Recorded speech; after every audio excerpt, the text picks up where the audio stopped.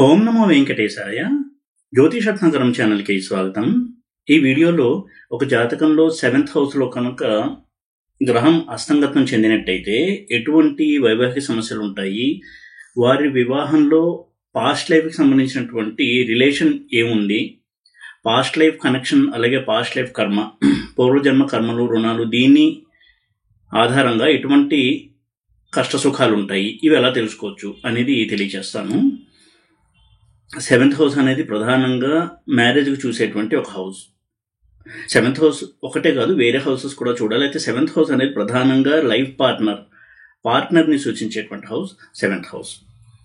అలాగే లగ్నము ఒక జాతకుడికి ప్రస్తుత జన్మ, ఆ జన్మలో అతని మనస్తత్వము, ఎటువంటి లైఫ్ ఉంటుంది, ఇవన్నీ సూచిస్తే 7th హౌస్ అనేది సాధారణంగా పాస్ట్ లైఫ్లో జరిగినటువంటి ఇన్సిడెంట్, దాని రిఫ్లెక్షన్స్ ఈ జన్మలో ఏంటి అని సూచించే హౌస్గా కూడా మనం చూడాలి. ఈ సందర్భంలో, ఈ కాంటెక్స్ట్లో 7th హౌస్లో కనుక ఒక గ్రహం ఉంది అంటే, సాధారణంగా ఏ హౌస్లో అయినా సరే ఒక గ్రహం ఉంది అంటే అది ఎక్కువగా యాక్టివేట్ అవుతుంది, దానికి సంబంధించినటువంటి రిజల్ట్స్ ఈ జన్మలో ఆ జాతకుడు అనుభవించాలి అని దాని అర్థము. అయితే ఆ గ్రహం యొక్క మహాదశ నడుస్తున్నప్పుడు పూర్తి స్థాయిలో ఫుల్ ఫ్లెడ్జ్డ్గా ఆ రిజల్ట్స్ని అనుభవిస్తారు.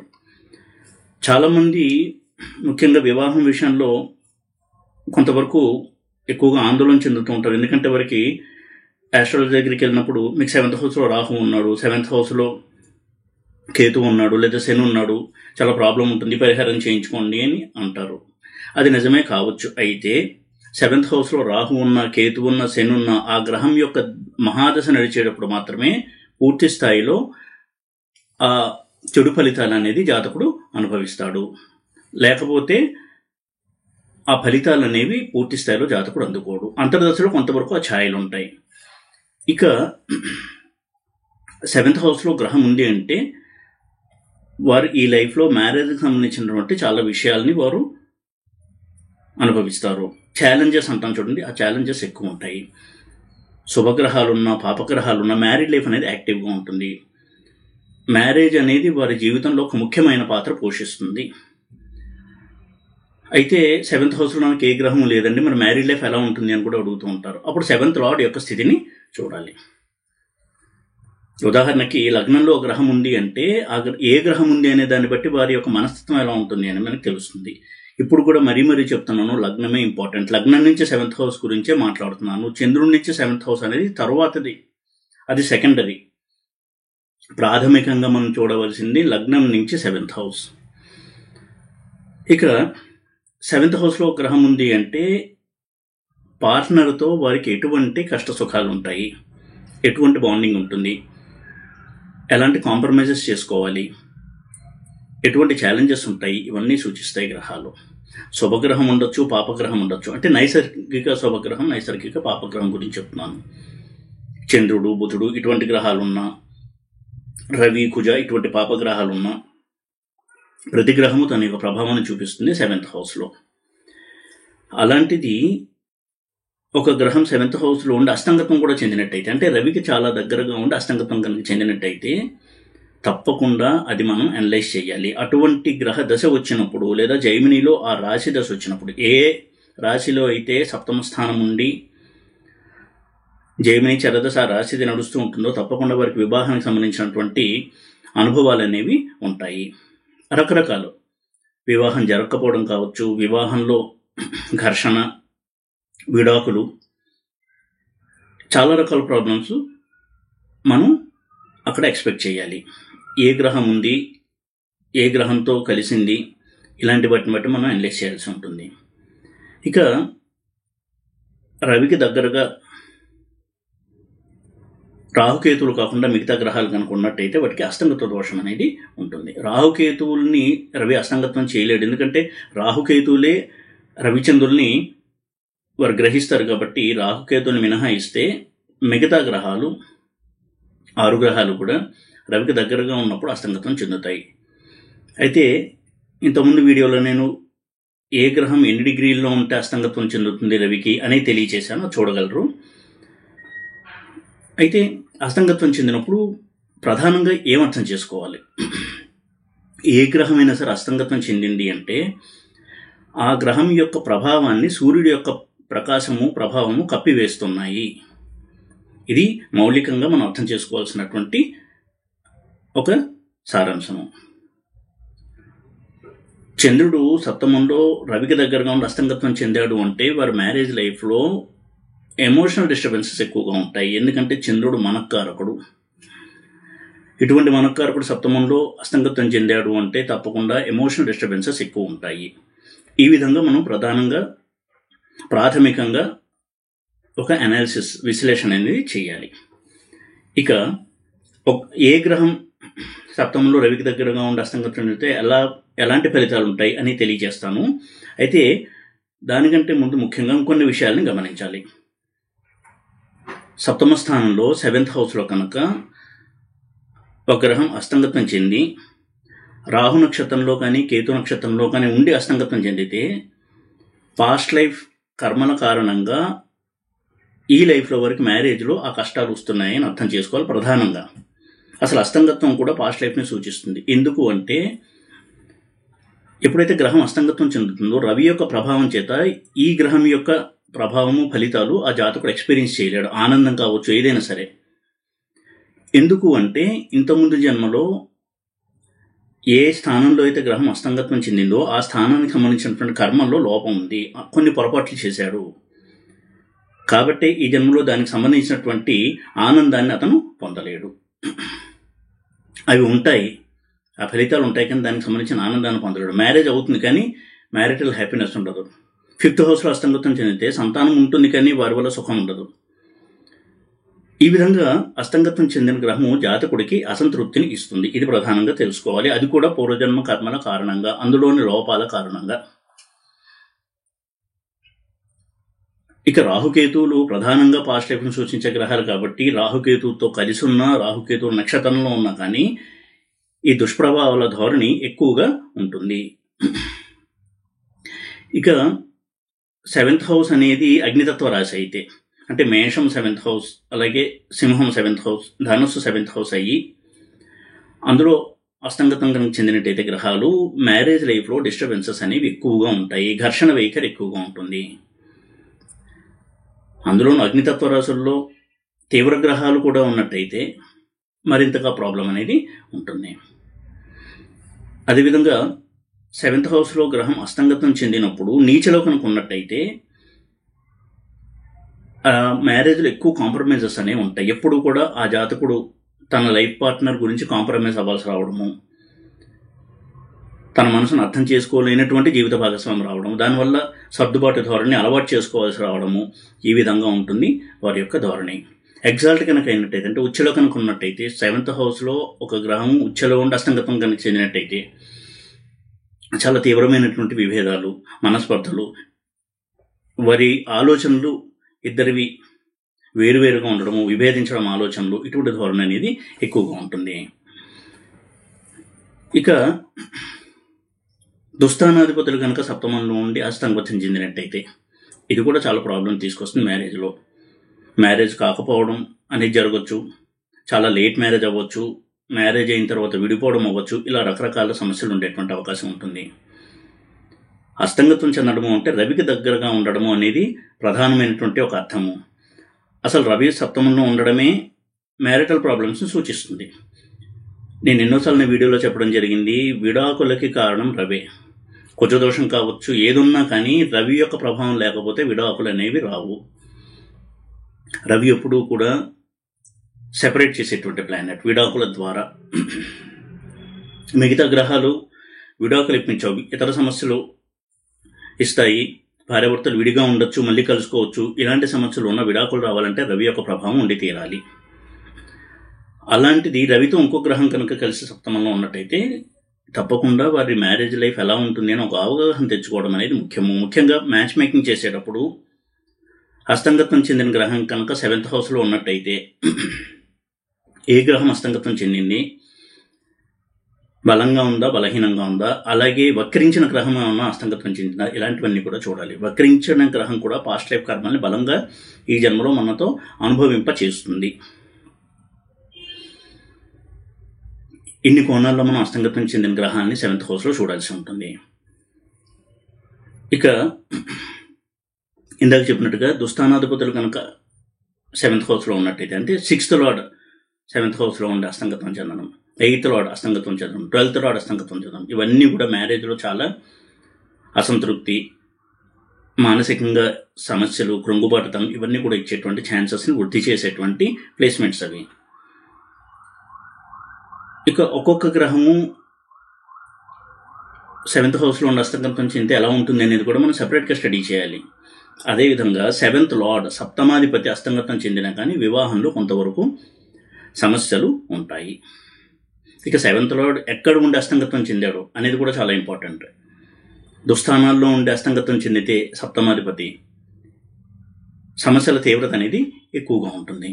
ఈ విధంగా మనం దాన్ని సమగ్రంగా అన్ని కోణాలను విశ్లేషణ చేయాలి. అదేవిధంగా దారకారక గ్రహం అస్తంగతం చెందిన వైవాహిక సమస్యలు ఉంటాయి. లగ్నం నుంచి 7th హౌసే కాదు, దారపాదం నుంచి 7th హౌస్లో అస్తంగతం చెందడం, ఉపపాదం నుంచి 7th హౌస్లో అస్తంగతం చెందడం, ఇవన్నీ కూడా మ్యారేజ్లో ప్రాబ్లమ్స్ని తీసుకొచ్చేటువంటి ప్లేస్మెంట్స్. దారపాదంలో అస్తంగతం చెందడం, ఉపపాదంలో అస్తంగతం చెందడం, దారపాదం ఉపపాదం నుంచి 7th హౌస్లో అస్తంగతం చెందడం, ఇవన్నీ కూడా ప్రాబ్లమ్సే.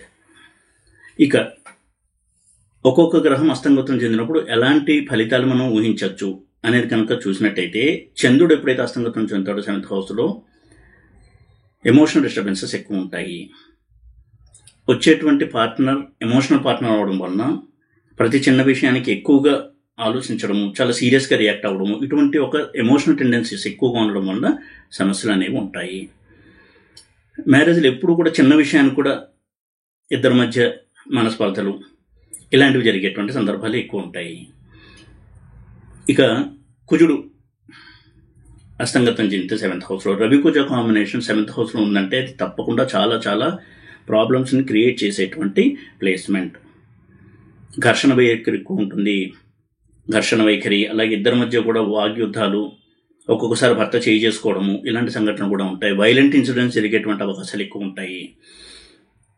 విడాకులకు దారితీస్తుంది ఈ కాంబినేషన్ చాలా సందర్భాల్లో.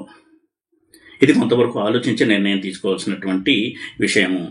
మ్యాచ్ మేకింగ్ చేసేటప్పుడు ఎప్పుడూ కూడా చూడవలసింది వీరి వైవాహిక జీవితం ఎలా ఉంది.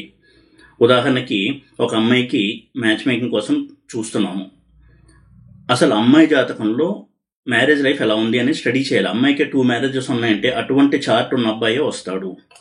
అంతే తప్ప మనం ఏదో పరిహారం చేసి కదలి వివాహము, కుంభ వివాహం చేసి డైవర్స్ని క్యాన్సిల్ చేయలేము. ఇది జ్యోతిష్యం యొక్క కాన్సెప్ట్కి విరుద్ధమైనటువంటి ధోరణి. ఎందుకంటే మనం ఎప్పుడైతే జన్మించాడో ఒక జాతకుడు, అప్పుడే నిర్ణయించబడి ఉంటుంది ఆ జాతకుడికి ఒక వివాహం ఉందా, 2 వివాహాలు ఉన్నాయా, అసలు వివాహమే లేదా. 2 వివాహాలు ఉన్నాయంటే 2 వివాహాలు అవుతాయి. అది జ్యోతిష్యంలో చెప్పబడింది. ఏది ఉంది అది చూడాలి తప్ప ఒకవేళ మనకు నచ్చని విషయం ఉంటే దానికి పరిహారం చేసి సవరించేసుకుంటాము అనుకోవడం కరెక్ట్ కాదు. జ్యోతిష్యం పేరుతో ఇలాంటి ఫాల్స్ ప్రామిసెస్, అంటే లేనిపోని అష్యూరిటీస్, అబద్ధపు ప్రమాణాలు ఇది చేసేస్తామండి, క్యాన్సిల్ అయిపోతుంది అని అనడం కరెక్ట్ కాదు. ఉన్నది ఏది చూసి చెప్పమంది జ్యోతిష్యం తప్ప ప్రాబ్లమ్స్ ఉంటే వాటిని సాల్వ్ చేస్తాము అని జ్యోతిష్యం చెప్పలేదు. అఫ్కోర్స్ రెమెడీస్ చేస్తే సమస్యల తీవ్రత తగ్గుతుంది, మనోధైర్యం పెరుగుతుంది, కానీ డెస్టినీ మారదు. ముఖ్యంగా వివాహం వంటి విషయాల్లో ఎప్పుడు కూడా గుర్తుపెట్టుకోవాలి. అయితే నేను కూడా మ్యాచ్ మేకింగ్ చూసేటప్పుడు లేదా ఒక అమ్మాయిది అబ్బాయి జాతకం స్టడీ చేసేటప్పుడు వారికి మ్యారేజ్ ప్రాబ్లంగా ఉంది, లేదా ఆ మ్యారేజ్ అనేది ఆ ప్రాబ్లం అనేది డైవర్స్ వరకు వెళ్తుంది అన్నప్పుడు ఎప్పుడు కూడా నేను చెప్పడానికి ఇష్టపడను. అలా చెప్పను డైవర్స్ అవుతుంది అని. ఇది చాలా చాలా తప్పు, అనైతికమైనటువంటి పని. ఇది నైతిక విలువలకి అది విరుద్ధము.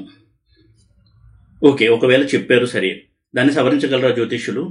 సవరిస్తాము అని అనడం కూడా పొరపాటే. విధిని సవరించేటువంటి శక్తి ఎవరికీ లేదు. కాబట్టి కొంతవరకు సమస్య ఉంది, ఇద్దరు కూడా ఒకరినొకరిని అర్థం చేసుకుని ఉండడానికి ప్రయత్నించాలి అనేటువంటి సలహా ఇవ్వాలి తప్ప ఏవో చిన్న హోమాలు, పూజలు, జపాలు చేసేసి డైవర్స్ క్యాన్సిల్ చేసేస్తాము అని అనడం పొరపాటు. అటువంటివేవి జరగవు. ఇది ఎక్కడ నిరూపణ కూడా కాలేదు. కదలి వివాహం ఇలాంటి వివాహాలు చేస్తే డైవర్స్ క్యాన్సిల్ అవుతుందని. అసలు డైవర్స్ లేనప్పుడు కదలి వివాహం చేస్తే రెండో పెళ్లి జరగదు. ఆ క్రెడిట్ని ఈ కదలి వివాహానికో కుంభ వివాహానికో ఇవ్వడం అనేది కూడా పొరపాటే. ఏదేమైనా సరే ఈ విధంగా ముందు మనం తెలుసుకోవాలి. రవి అంటేనే డామినేషన్. సప్తమంలో రవి ఉన్నాడంటే డామినేటింగ్ పార్ట్నర్ వస్తాడు. అమ్మాయి కావచ్చు, అబ్బాయి కావచ్చు. అందులోనూ అమ్మాయిని ఎక్కువగా ఇబ్బంది పెడతాడు. ఎందుకంటే రవి పురుష గ్రహం కాబట్టి భర్త చాలా డామినేటింగ్గా ఉంటారు. రవి ఉన్నప్పుడే ఇది మనం కొంతవరకు అర్థం చేసుకోవాలి. అలాంటిది రవి ఇంకో గ్రహంతో ఉండి అది దేవగ్రహం అయితే తప్పకుండా ప్రాబ్లమ్స్ అనేవి ఉంటాయి. మానసికంగా సిద్ధపడాలి. అది డైవర్స్ వరకు వెళ్తుందా లేదా అనేది కూడా చూడాలి. డైవర్స్ వరకు వెళ్ళకపోతే చాలా మంచిది. కొంతవరకు సంయమనం పాటిస్తూ ఒకరినొకరు అర్థం చేసుకుంటూ ముందుకు వెళ్ళడం అనేది మంచిది. ఇక బుధుడు కనుక సప్తమంలో ఉండి అస్తంగత్వం కనుక చెందినట్టయితే ఇద్దరి మధ్య కూడా అట్రాక్షన్ అనేది క్రమేపీ తగ్గుతూ రావడము, మ్యారేజ్ అయిన 1 year 2 years 3 years ఇలా గడిచే కొద్దీ కొంత ఇద్దరి మధ్య కూడా ఒక నైరాశ్యము, నిర్లిప్తత ఇవన్నీ చోటు చేసుకోవడము ఇలాంటి రిజల్ట్స్ని ఇస్తాడు.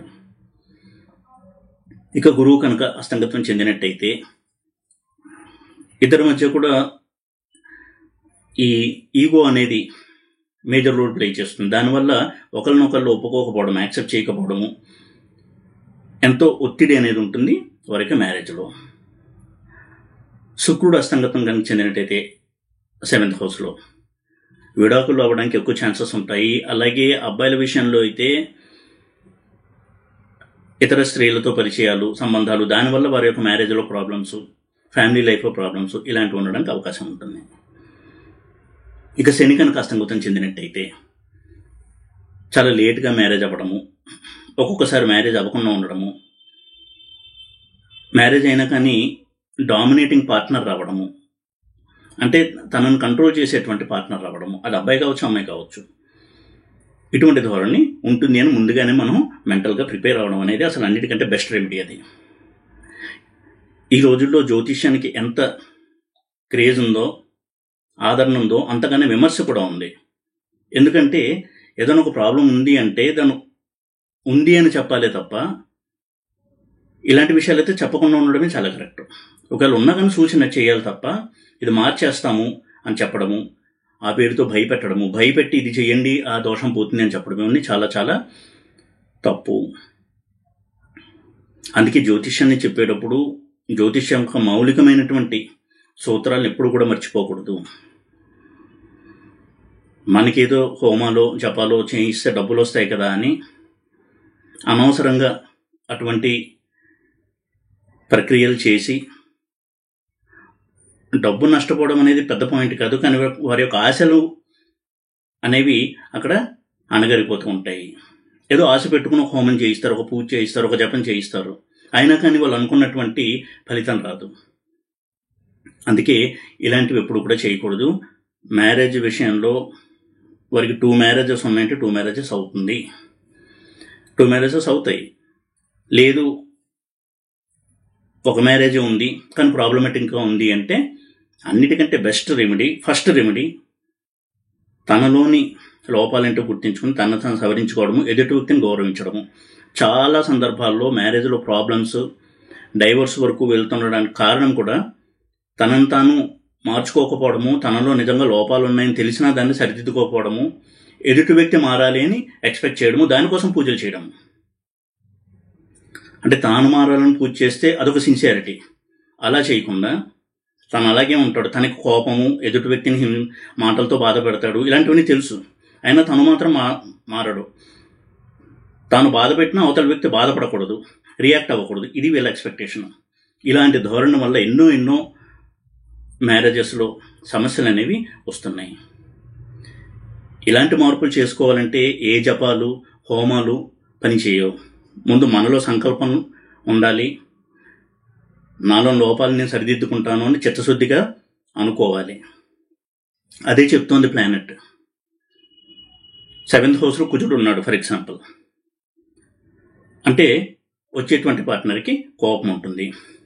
ఒక్కొక్కసారి వీరికి కూడా ఉంటుంది, జాతకుడు కూడా కోపం ఉంటుంది. లగ్నంలో కుజుడు ఉన్నాడు, కోపం ఉంటుంది. 7th హౌస్లో కుజుడు ఉన్నాడు, లగ్నాన్ని చూస్తున్నాడు, కోపం ఉంటుంది.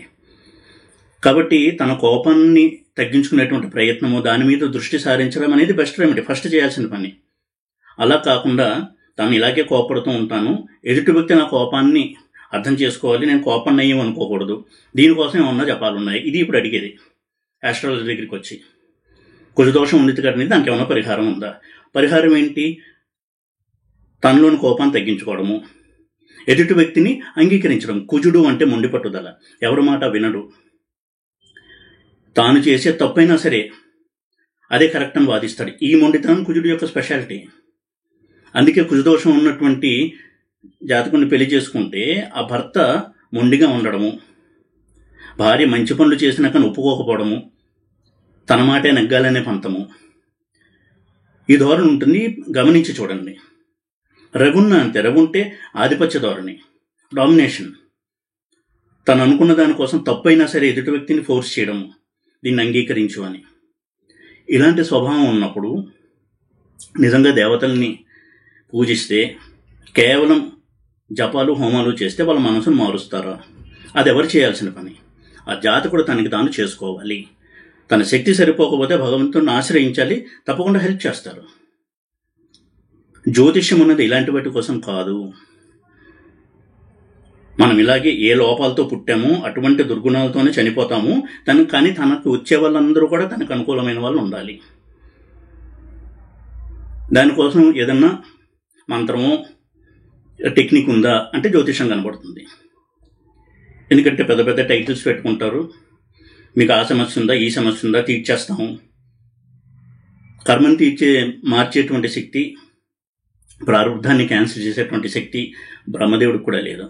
ఒకసారి బ్రహ్మదేవుడు డిసైడ్ చేసేసి ఆ చార్ట్ ఉన్నప్పుడు జన్మించాడు అంటే వాడు అనుభవించి చేరాల్సిందే. భగవంతుడు దిగొచ్చినా తప్పలేదు. కాబట్టి ఈ దృష్టితో జ్యోతిషం చూడొచ్చు. అస్తంగత్వం చెందిన గ్రహాలు కనుక 7th హౌస్లో ఉన్నాయి అంటే దాని తీవ్రత ఏంటి, ఆ సమస్య యొక్క తీవ్రత ఏంటి అనేది ముందు కొంతవరకు అంచనాకి వచ్చి, ఎప్పుడు కూడా సప్తము అంటే అర్థము, సప్తమంలో ఉన్న గ్రహాలు లగ్నాన్ని చూస్తున్నాయి, సప్తమాన్ని ప్రభావితం చేస్తున్నాయి, లగ్నాన్ని ప్రభావితం చేస్తున్నాయి. అంటే మన మనస్తత్వాన్ని ప్రభావితం చేస్తున్నాయి. వాటిలో ఉన్నటువంటి నెగిటివ్ థింగ్స్, చెడు పోకడలు ఏమున్నాయో వాటిని సవరించుకునే ప్రయత్నం చేయమని ప్లానెట్స్ చెప్తున్నాయి. సప్తమంలో కుజుడు ఉన్నాడు అంటే కోపం ఎక్కువ ఉంటుంది. దాని అర్థం ఏంటంటే కోపాన్ని తగ్గించుకో. మరి ప్రయత్నం చేస్తున్నా నా వల్ల కావట్లేదు అంటే భగవంతుని ఆశ్రయించు. అందుకోసం గుడికి వెళ్ళి నాకు ఏ విషయం, చిన్న విషయాన్ని కూడా కోపం రాకుండా నా బుద్ధి పని చేసేలా చెయ్యని కోరుకోండి. దానికి రూపాయి ఖర్చు పెట్టక్కర్లేదు. భగవంతుడు వింటాడు. భావగ్రాహి జనార్దన అన్నారు. మనలో ఉన్న భావాన్ని గ్రహించి అందులో చిత్తశుద్ధి కనుకున్నట్టయితే, సిన్సియారిటీ కనుకున్నట్టయితే తప్పకుండా రెస్పాండ్ అవుతాడు భగవంతుడు. మనం ఏమీ పట్టించుకోం. ఒకరికి ఇంత డబ్బులు ఇచ్చేస్తే వాళ్ళు గుడికి లేదో పూజ చేయించేస్తారు. ఇలాంటి టెక్నిక్స్కి దేవతలు లొంగరు, గ్రహాలు లొంగవు. కాబట్టి అస్తంగత్వం చెందిన గ్రహాలు ఉన్నట్టయితే కొంతవరకు అనలైజ్ చేసి, విశ్లేషణ చేసి తగు జాగ్రత్తలు కనుక తీసుకున్నట్టయితే తప్పకుండా వైవాహిక జీవితం అనేది మెరుగుపడడానికి అవకాశం ఉంటుంది. అటువంటి ప్రయత్నం చేయమనే సప్తమంలో అస్తంగత్వం చెందినటువంటి గ్రహాలు మెసేజ్ని ఇస్తున్నాయి అని మనం అర్థం చేసుకోవాలి. ఈ వీడియో కనుక మీకు నచ్చినట్టయితే లైక్ చేసి, షేర్ చేసి, సబ్స్క్రైబ్ చేయండి. ఓం నమో వెంకటేశాయ.